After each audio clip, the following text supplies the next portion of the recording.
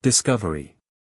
Dr. Sarah Chen stood at the observation window of the Himalayan Research Facility, her breath fogging the reinforced glass as she gazed at the technological marvel below. The Dragon-Soul Battleship prototype, designation DS-001, dominated the massive underground hangar, its crystalline hull reflecting the harsh fluorescent lights in mesmerizing patterns. 15 years of work, countless sleepless nights, and more cups of coffee than she cared to remember had led to this moment. Dr. Chen. Her assistant, Marcus, approached with a tablet in hand. The quantum core is showing some unusual readings. Sarah adjusted her wire-rimmed glasses and took the tablet, her eyes widening as she studied the data. The quantum signatures were unlike anything they'd seen during their previous tests. The energy patterns seemed to dance across the screen, forming complex geometric shapes that shouldn't have been possible according to their current understanding of physics. This is... She trailed off, her mind racing to process the implications. Impossible? Marcus offered, running a hand through his disheveled hair. No, Sarah replied, a slight smile tugging at her corners of her mouth. This is exactly what we've been looking for. The discovery had begun in 2045 and a team of archaeologists uncovered strange crystalline fragments in a previously unknown chamber deep within the Himalayas. The artifacts exhibited properties that defied conventional physics, and more surprisingly, they seemed to respond to human thought patterns. It took 5 years just to understand the basic principles behind their operation, and another decade to reverse engineer the technology.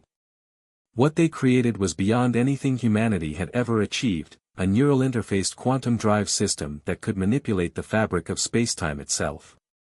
The Dragon-Soul designation came from the crystal's peculiar tendency to emit a low, resonant hum that reminded the research team of ancient stories about dragons. Sarah made her way down to the hangar floor, her footsteps echoing off the metal walkways. The project had been kept secret from the world, funded by a coalition of nations who understood the implications of such a discovery. If they could successfully harness this technology, it would revolutionize not just space travel, but human civilization itself. The battleship itself was unlike any vessel ever constructed on Earth. Rather than traditional metals and composites, its hull was grown from artificially cultivated crystals that shared properties with the original artifacts. The entire ship was essentially one massive quantum computer, capable of responding to the thoughts and intentions of its crew.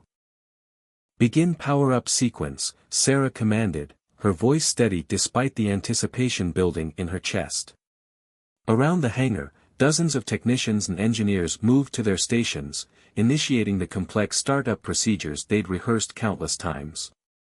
The quantum core hummed to life, its crystalline structure pulsing with an inner light that seemed to shift between colors that had no names in any human language. Sarah felt the familiar tingle at the base of her skull as the neural interface activated, connecting her consciousness to the ship's systems. What none of them knew was that high above Earth's atmosphere, their activities were causing quite a stir among those who had been watching humanity's progress for millennia. In the Galactic Council's observation post, senior observer Zix, for 27 was facing the most challenging day of his long career. The energy signatures emanating from the Himalayan facility were identical to those recorded in the ancient archives, from a time when the Dragonborn Empire had nearly conquered the known galaxy. "Sir," one of his junior observers called out, "we're detecting neural quantum signatures. They've successfully integrated consciousness-driven controls." Zix 427's 4 eyes blinked rapidly in succession, a sign of extreme distress among his species.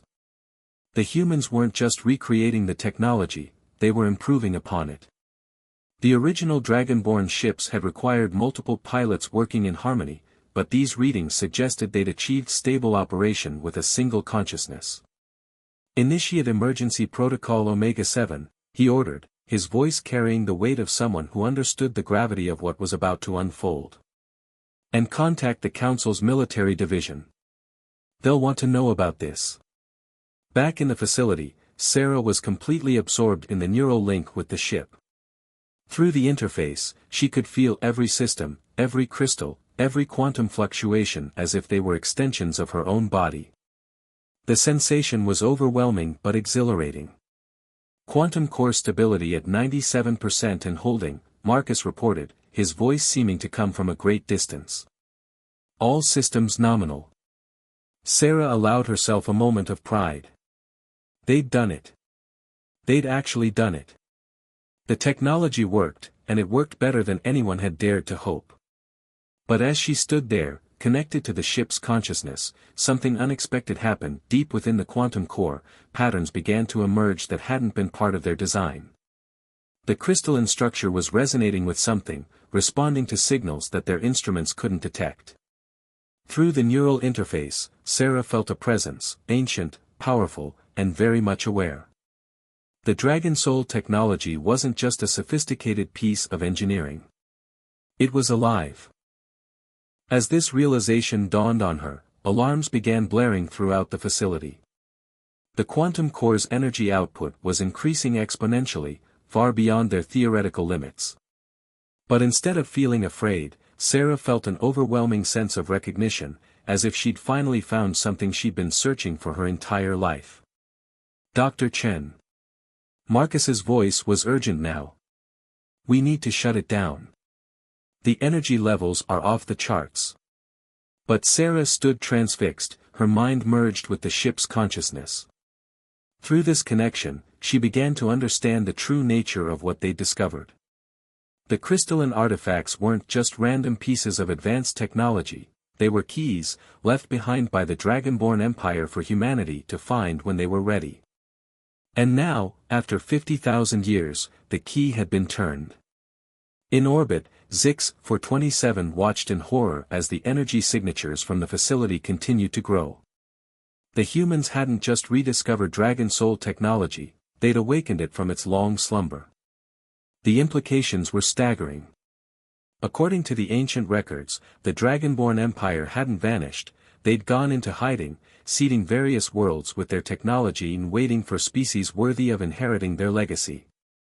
Send an immediate alert to all council members, he ordered, his voice trembling. Classification, Omega Black. Earth has not only rediscovered Dragon-Soul technology, they've been chosen as the inheritors. As if in response to this declaration, the energy signatures from the facility suddenly stabilized, settling into a harmonic pattern that made the observation post sensors sing with crystalline clarity. The Dragon-Soul Battleship was fully awake, and through her neural link, Sarah Chen had become its first true pilot in 50,000 years. The ship's consciousness shared with her fragments of memory, glimpses of a vast empire that had spanned galaxies, of technologies that could reshape reality itself, and of a war so devastating that the Dragonborn had chosen to retreat into the shadows rather than risk the destruction of everything they'd built. But they hadn't abandoned the galaxy entirely. They'd left behind their legacy, hidden in plain sight on thousands of worlds, waiting for species that showed the right combination of intelligence, creativity, and wisdom. Humanity, despite its flaws, or perhaps because of them, had finally proven itself worthy. As Sarah processed these revelations, she became aware of something else: they weren't alone. Through the ship's quantum sensors, she could detect the observation posts in orbit, the hidden probes throughout the solar system, and the numerous alien vessels now rushing toward Earth in response to the awakening. Marcus, she said, her voice calm despite the weight of what she'd learned, contact the project directors. Tell them. She paused, choosing her words carefully, tell them that we're about to have company, and we need to decide how Earth will greet its first official alien visitors. The Dragon-Soul Battleship hummed with power, its crystals pulsing in perfect harmony with her thoughts. Humanity had just been thrust onto the galactic stage, armed with technology that had once shaken the foundations of reality itself. The question now was, what would they do with it? In the observation post, Zix-427 made a decision that would change the course of galactic history. Instead of following standard protocols and calling for immediate containment of the situation, he opened a direct channel to Earth. It was time for first contact, but not in the way anyone had expected. The Dragonborn Empire's legacy was about to reshape the galaxy once again, and this time, humanity would be at the center of it all. As Sarah stood in the hangar, connected to both the ship and the incoming transmission from orbit, she couldn't help but smile. The true adventure was just beginning, first contact. The message from orbit came through the Dragon-Soul Battleship's quantum communications array, bypassing all of Earth's conventional detection systems. Sarah Chen watched as alien text materialized in her mind through the neural interface, instantly translated by the ship's ancient databases. People of Earth, the message began, I am Senior Observer Zix, 427 of the Galactic Council. Your recent achievement has not gone unnoticed, and we can no longer maintain our policy of non-interference. Please respond using the quantum frequency I am transmitting on. Sarah glanced at Marcus, who stood frozen at his control station, unaware of the momentous communication taking place. Through her neural link with the ship, she could sense the various alien vessels now entering the solar system, some curious, others cautious, and a few decidedly hostile. Dr. Chen, General Elizabeth Hammond's voice crackled over the facility's intercom, we're detecting multiple anomalies in cislunar space. Something's happening up there. I know, General, Sarah replied, her voice steady. We're about to make history. Again. Please contact all project directors and government liaisons. We need them in the command center immediately. The next few hours were a blur of activity. As world leaders were quietly informed of the situation, Sarah maintained her connection with the ship, learning more about its capabilities and the ancient civilization that had created it.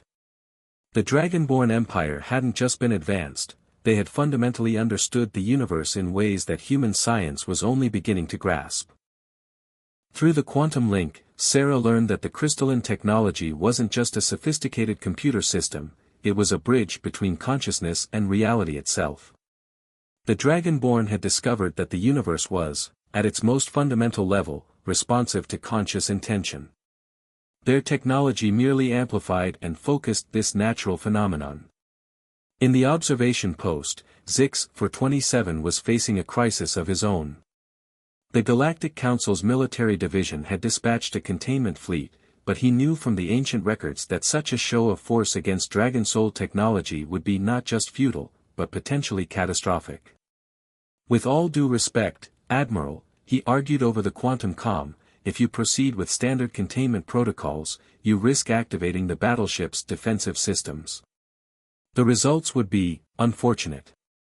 The Admiral, a member of the militant Kresh species, merely clicked his mandibles in annoyance. The humans cannot be allowed to possess this technology.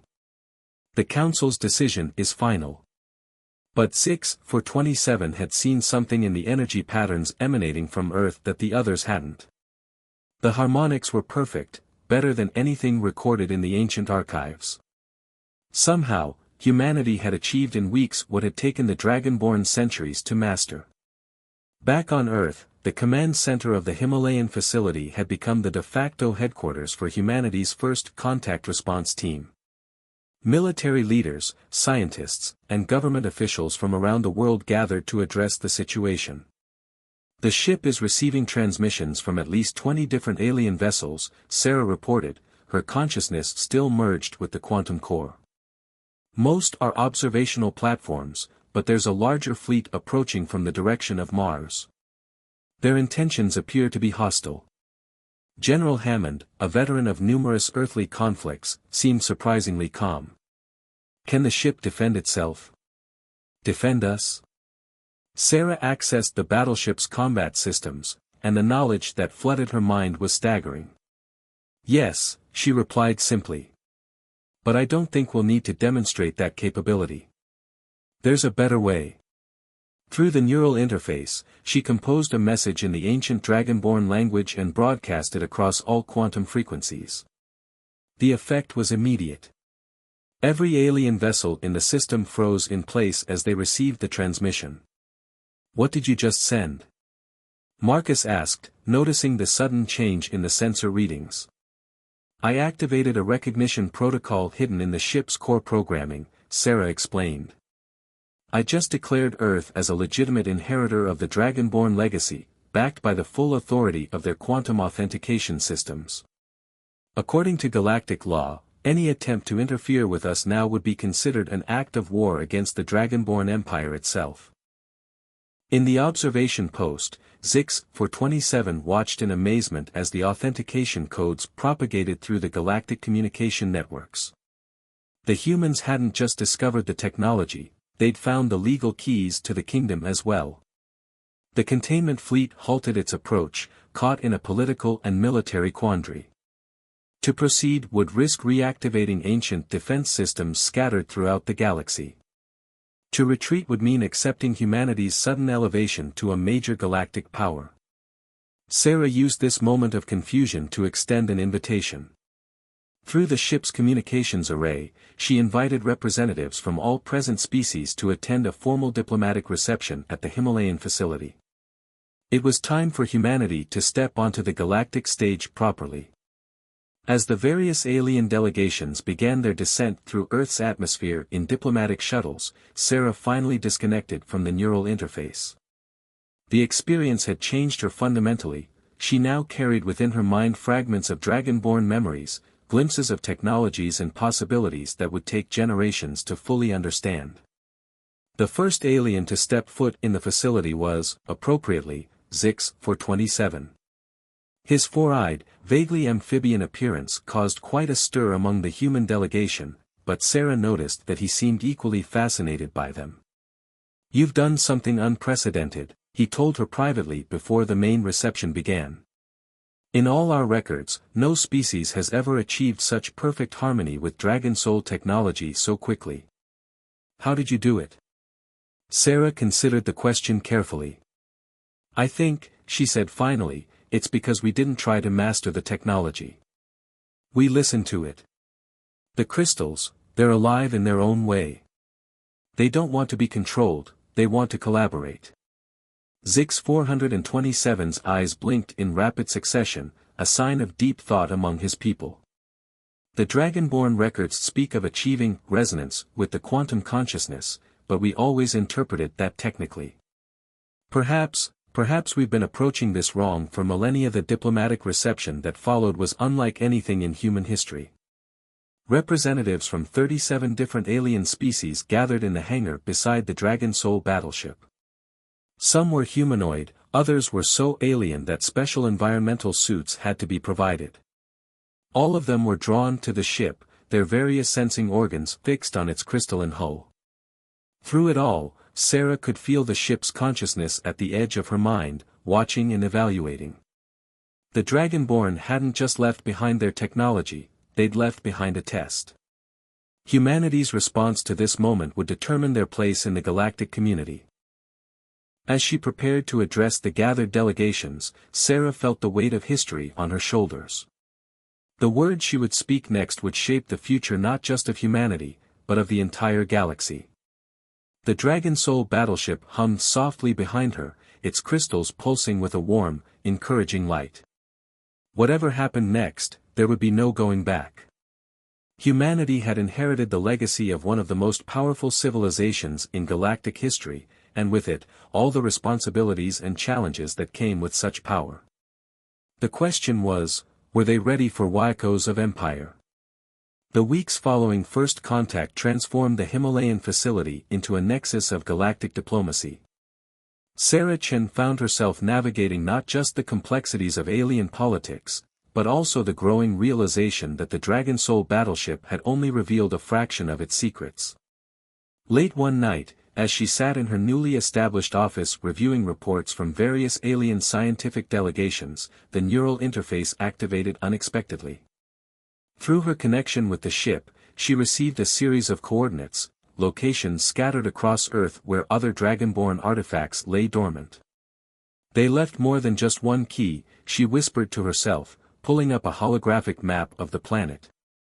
The coordinates formed a perfect geometric pattern, 3 in the depths of Earth's oceans, 2 in ancient cave systems, and 1 buried beneath the Antarctic ice. But she wasn't the only one who had made this discovery. In the temporary quarters assigned to the alien delegations, Zix-427 received an encrypted transmission from the Galactic Council's inner chamber. The message was brief but alarming: other Dragonborn sites were awakening across the galaxy. Earth's successful activation had triggered a cascade effect that was rippling through spacetime itself. Senior Observer, the Council's message concluded, you must determine if the humans are prepared for what comes next. The Dragonborn left more than technology, they left a warning. Meanwhile, in the facility's main hangar, Marcus worked with a diverse team of human and alien scientists to understand the battleship's quantum core. The alien researchers, particularly the mathematically gifted Vextari, had made significant progress in mapping the crystalline structure's higher-dimensional properties.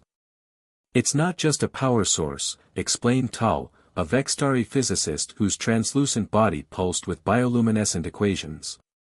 The quantum core appears to be one node in a vast network, a network that spans the entire galaxy. Marcus nodded, watching as their scanning equipment revealed new layers of complexity within the crystals. Like a galactic internet, he suggested. Tal's body flickered with what might have been amusement. More like a galactic nervous system. The Dragonborn didn't just build an empire, they transformed the very fabric of spacetime into a living computational medium. The implications of this discovery were staggering. If the Dragonborn had indeed created a galaxy-wide quantum network, then the awakening of Earth's node could have consequences far beyond anything they had imagined. Sarah's research was interrupted by an urgent summons to the battleship's command center. General Hammond was waiting for her, along with representatives from 5 different alien species. Their expressions, even those on faces vastly different from human ones, all showed the same concern. We've detected something, Hammond said without preamble. Multiple somethings, actually. Objects moving through hyperspace on an intercept course with Earth. Through the neural interface, Sarah accessed the battleship's long-range sensors. The data confirmed Hammond's report. 12 massive vessels were approaching, their energy signatures unlike anything in the Galactic Council's database. They're Dragonborn ships, Sarah realized, the knowledge flowing into her mind through her connection with the quantum core. But they're not coming from across space, they're coming from across time. The revelation sent shockwaves through the facility. The Dragonborn hadn't just mastered space, they had conquered time itself. And now, drawn by the awakening of their ancient technology, they were returning. In orbit, the Galactic Council's observation posts tracked the approaching vessels with growing alarm. Their very presence was causing ripples in spacetime, as if reality itself was struggling to accommodate their existence. The Dragonborn ships will arrive in 72 hours, Zix 427 reported to the assembled leaders in the facility's conference room. We must decide how to proceed. The Council's military assets are at your disposal, but... He paused, his 4 eyes blinking rapidly, against Dragonborn technology, they may not be of much use. Sarah felt the weight of every eye in the room, human and alien alike, turned to her. As the only person fully connected to the Dragon-Soul Battleship, she had become humanity's de facto representative in this crisis. Through the neural interface, she could sense the approaching vessels more clearly now. They weren't hostile, at least, not in any conventional sense. They were curious, perhaps even excited. The Dragonborn hadn't hidden their technology as a weapon or a trap, but as a test.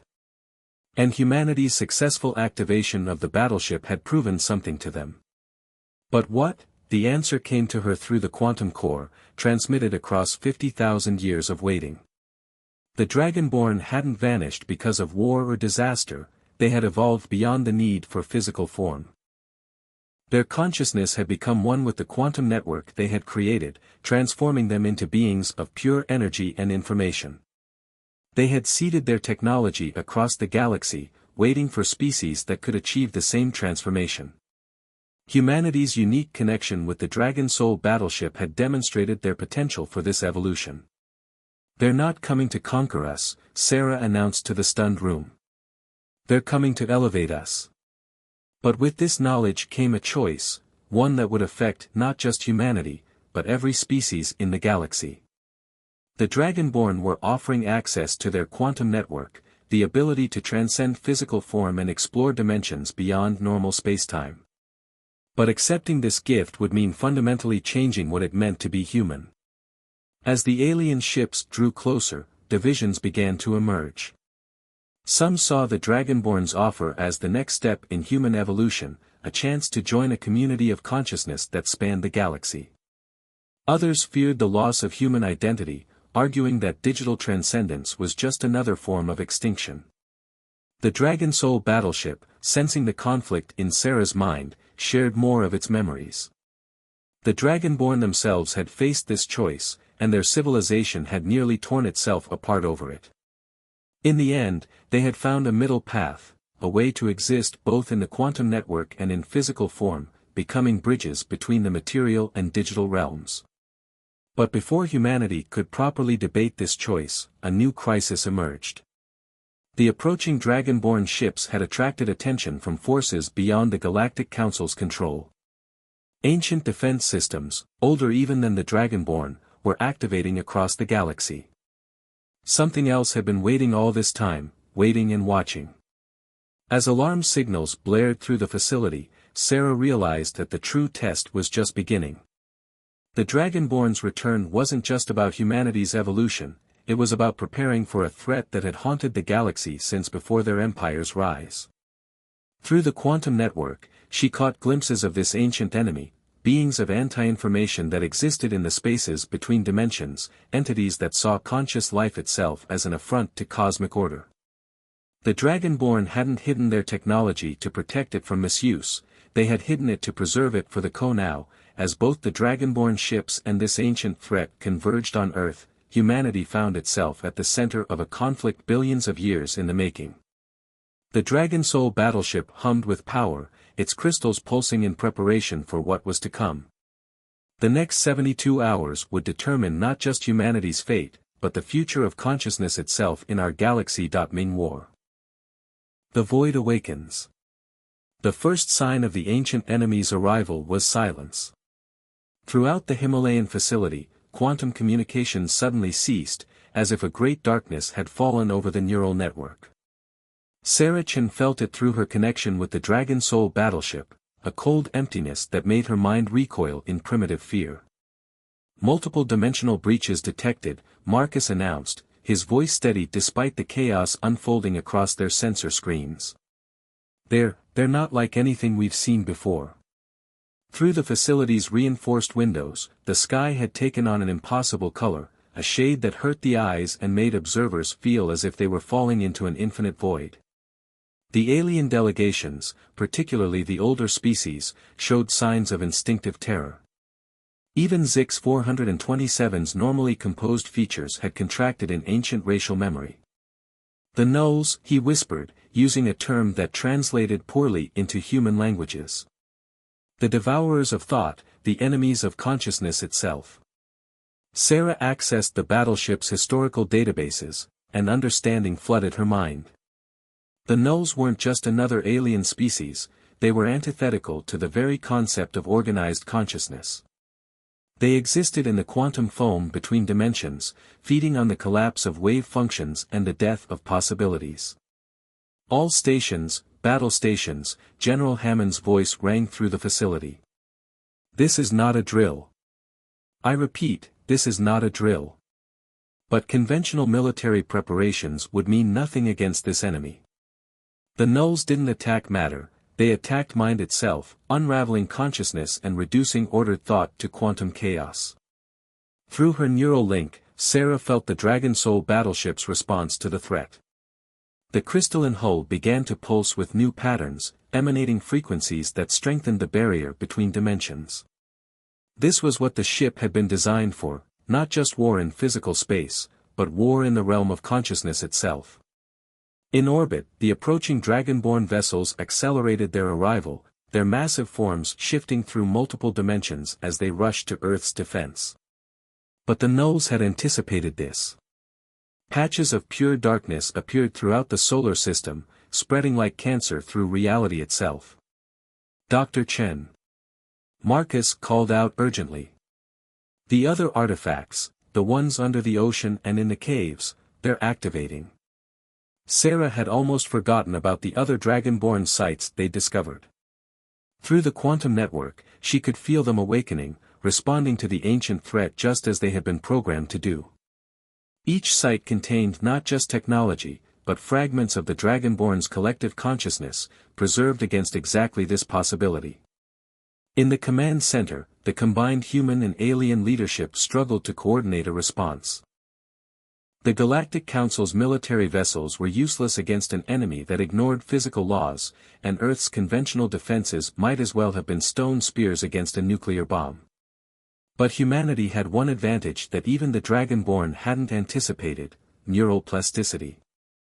Through her connection with the battleship, Sarah realized that human consciousness was uniquely adaptable, capable of forming new patterns and connections in ways that more established species couldn't match. "The Dragonborn didn't choose us randomly," she announced to the assembled leaders. "They chose us because we can think in ways they couldn't. Our minds are flexible enough to conceive of new solutions, new ways of fighting." As if in response to her words, the quantum core pulsed with new energy. The ship wasn't just accepting her commands, it was learning from her, adapting its ancient systems to accommodate human patterns of thought. Deep beneath the Pacific Ocean, one of the hidden Dragonborn sites activated fully. A massive structure of living crystal rose from the abyssal plain, its presence sending shockwaves through the global scientific community. Similar activations occurred in the Amazon basin and beneath the Antarctic ice. Each site contained a piece of the puzzle, fragments of the Dragonborn's final solution to the threat of the nulls. But they had never implemented it, fearful of the consequences. Now, humanity would have to decide whether to take that step. Through the quantum network, Sarah received the full plans. The Dragonborn had discovered a way to restructure the quantum fabric of local spacetime, creating a pocket universe where consciousness could evolve beyond the null's ability to consume it. But the process would be irreversible, transforming not just humanity but all life in the affected region of space. "It's not just about survival," she explained to the emergency council that had formed in the facility. "It's about transcendence."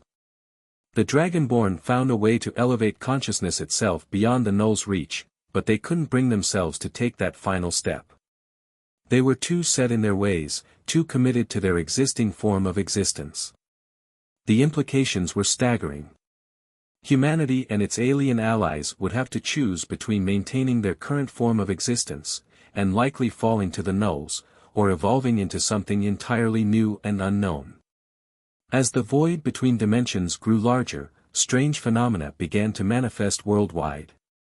People reported shared dreams, spontaneous instances of telepathy, and moments where reality itself seemed to flutter like pages in a book. The quantum network was already changing them, preparing them for what might come next. The Dragonborn ships finally arrived, their massive forms displacing reality itself as they took up defensive positions around Earth. But they weren't crewed by the Dragonborn themselves, they were automated vessels, sent to assist whoever passed their test and claimed their legacy. Through the neural interface, Sarah received a message from across time and space, from the last of the Dragonborn before they transformed themselves: "The choice is yours now. We can show you the way, but you must decide whether to walk it." In the skies above Earth, the battle between existence and void began in earnest.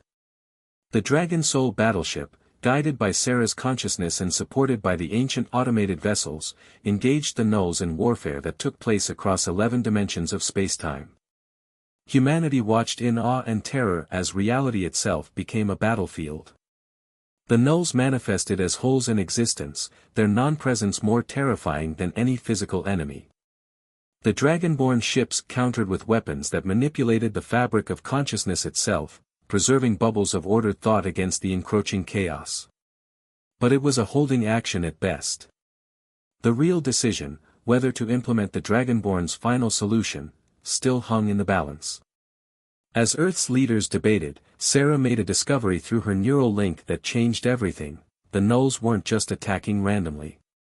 They were searching for something the Dragonborn had hidden in human DNA itself. The true purpose of the Dragonborn's genetic meddling with ancient humanity was finally revealed. They hadn't just been preparing humans to use their technology, they had encoded the key to consciousness evolution within human genetics itself. As void ships appeared in Earth's atmosphere, bringing with them waves of quantum dissolution that threatened to unravel the minds of every living thing on the planet, Sarah realized that time had run out. The choice would have to be a Dragon-Soul Battleship hummed with power, awaiting her command. In its crystalline memory, it held the key to implementing the Dragonborn's final solution. But the decision would affect not just humanity, but all consciousness in this region of space. Through the quantum network, Sarah felt the minds of billions, human and alien alike, touching her consciousness. In this moment of crisis, the network was bringing them together, allowing them to share in the decision that would shape their collective destiny. The void grew larger, and the time for choice grew shorter. Whatever humanity decided would ripple across space and time, determining not just their fate, but the future of consciousness itself in this corner of the cosmos. Not over weeks of careful deliberation, but in the next few moments. Transcendence. In the moment of ultimate crisis, as the nulls pressed their attack against reality itself, Sarah Chen made her decision. But it wasn't hers alone. Through the quantum network, billions of minds touched hers, human and alien alike, all facing the same choice together. The Dragon-Soul Battleship's crystals pulsed with accumulated potential, ready to transform their corner of the cosmos forever.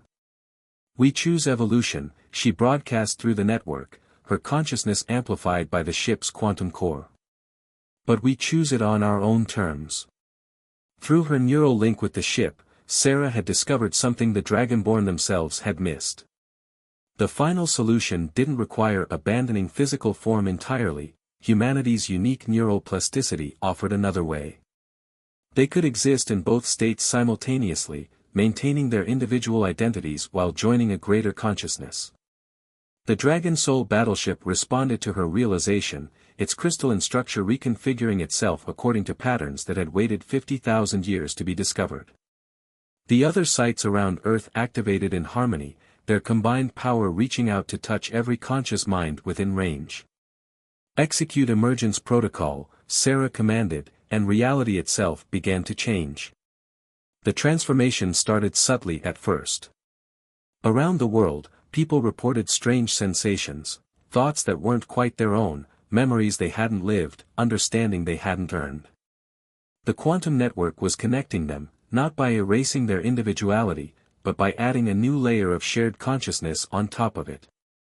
In orbit, the Dragonborn ships moved into precise formation, their ancient weapons holding the nulls at bay while the change took hold.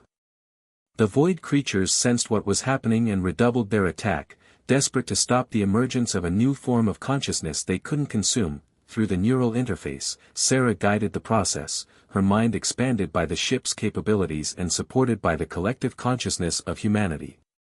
She could feel every person on Earth, every alien in the system, all of them transforming together into something that had never existed before. Marcus, still at his station in the facility, was one of the first to fully understand what was happening. "We're not just connecting," he announced, his voice filled with wonder. "We're creating a new dimension of existence, a space where consciousness itself is the fundamental force." The nulls, creatures of anti-information, couldn't penetrate this new layer of reality. They existed in the void between dimensions, but humanity was creating a dimension made of pure consciousness, a space where the very thing the nulls sought to destroy became the fabric of existence itself. In the Himalayan facility, the alien delegates watched in amazement as their own consciousness expanded, touched by the transformation. Zix 427's four eyes widened as he experienced something his species had never dreamed possible, true communion with other minds while maintaining his own identity. The Dragonborn didn't fail, he realized. They weren't finished evolving. They were waiting for us, all of us, to show them the next step. The process accelerated. Around the world, the hidden Dragonborn sites pulsed with power, their crystals resonating with the collective consciousness of billions. But instead of ascending beyond physical form as the drag, Sarah stood at the observation window of the Himalayan facility, looking out at the transformed world. Through the quantum network, she could feel the presence of billions of minds, each unique and individual, yet all part of something greater. The Dragonborn's legacy had been fulfilled, but not in the way anyone, including Thonborn had planned, humanity anchored the new consciousness in material reality.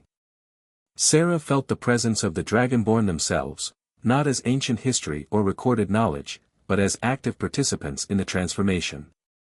They had been waiting in the quantum network all along, watching and learning from each species that found their legacy. "You've succeeded beyond our expectations," their collective voice echoed through the network.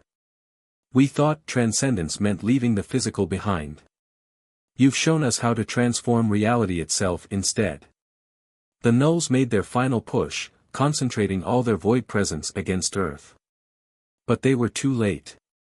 The new dimension of consciousness was already stabilizing, creating a space where their entropy-spreading presence couldn't exist. Humanity had not only survived their attack, they had rendered the Nulls irrelevant to their new form of existence. As the transformation completed, Sarah finally understood the full scope of what they had achieved. Earth had become the center of something entirely new, a civilization that existed simultaneously in physical space and in a dimension of pure consciousness. The Dragon-Soul Battleship wasn't just a weapon or a test, it was a seed, designed to grow into exactly this moment. The changes rippled out across the galaxy. Other species that had found pieces of Dragonborn technology began experiencing the transformation, joining the new layer of conscious reality. The Galactic Council, faced with the success of the evolution they had feared, had no choice but to adapt to the new paradigm. 1 year later, Earth had become unrecognizable, and yet more itself than ever before. Cities still stood, people still went about their daily lives, but everything was suffused with a deeper layer of shared consciousness. The Dragon-Soul Battleship, no longer needed as a weapon, had become a nexus of learning and transformation, helping new species join the expanded reality humanity had created. Sarah stood at the observation window of the Himalayan facility, looking out at the transformed world. Through the quantum network, she could feel the presence of billions of minds, each unique and individual, yet all part of something greater. The Dragonborn's legacy had been fulfilled, but not in the way anyone, including them, had expected. Marcus joined her at the window, his consciousness touching hers through the network even as they spoke physically. "Do you ever wonder if we made the right choice?" he asked. Sarah smiled, feeling the pulse of the quantum network, the joy of countless beings exploring their new existence. "We made our own choice," she replied. "That's what the Dragonborn were really testing, not our ability to use their technology, but our ability to transform it into something new." In orbit, the Dragonborn ships had become permanent installations, their ancient hulls housing both physical and consciousness-based research facilities. Humanity had not only survived its trial by fire, it had transformed the very nature of civilization in this arm of the galaxy. The Nulls, unable to threaten the new dimension of consciousness, retreated to the distant voids between galaxies. They were no longer an existential threat but a reminder of what consciousness could achieve when faced with extinction, not mere survival, but transformation into something greater. Earth's Dragon-Soul Battleship, the key that had unlocked this new chapter in cosmic history, still hung in its cradle in the Himalayan facility. Its crystals pulsed with the rhythm of billions of connected minds, no longer a weapon of war but a symbol of consciousness evolution. And somewhere in the quantum network, the Dragonborn themselves continued to learn and grow, their ancient wisdom now part of a greater collective knowledge that spanned dimensions and defied the very limits of existence itself. The story of humanity's great leap forward had become legend across the galaxy. But it wasn't the end of the story, it was just the beginning of a new chapter in the evolution of consciousness itself.